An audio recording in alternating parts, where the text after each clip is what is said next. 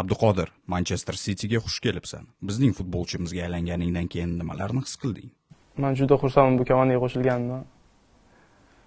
Bu komanda dunyoning eng yaxshi komandalaridan biri.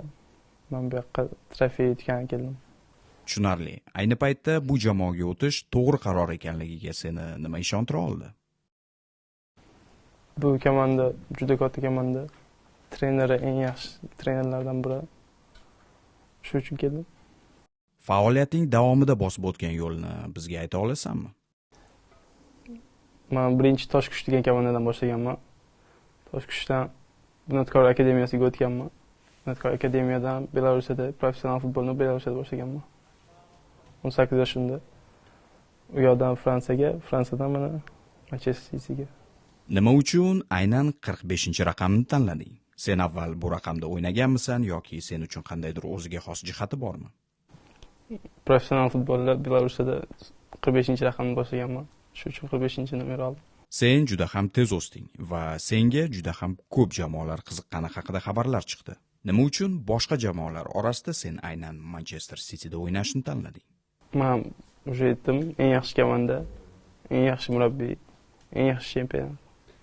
O'tgan yili yoki undan avval City'ning o'yinlarini ko'rishga muvaffaq bo'lganmisan? Va bizning o'yin uslubimiz haqida nima deya olgan bo'larding? Manchester City o'yinlarini ko'raman, yoshligimda ham ko'rganman. O'yini zo'r, boshqacha, hammanikiga o'xshamaydigan. Guardiola bilan ishlash imkoniyati sen uchun qanchalik muhim bo'ldi? Va City'ga kelishing uchun qilingan bu qarorda bu faktor qanchalik katta rol o'ynadi? Chunki men har doim eng yaxshisini tanlaganman. Va hozir ham eng yaxshi bilan ishlash uchun keldim. Yangi mamlakat, yangi chempionat, hayotingda bo'lajak yangi chaqiruvlarni qanchalik orziqib kutyapsan? Sababi yoshing 20 da, juda ham yoshsan. Men har doim qiyinchilik bilan kelganman. Hech narsada to'xtash yo'q. Sen Premier Ligada o'ynaydigan tarixdagi ilk o'zbek futbolchisisan.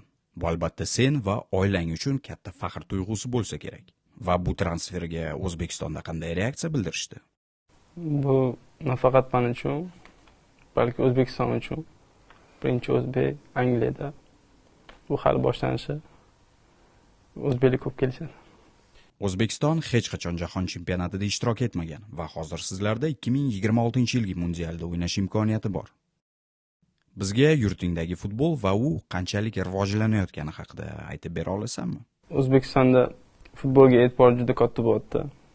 Shu munosabat bilan hamma o'zi o'ylayapti chiqishimizni.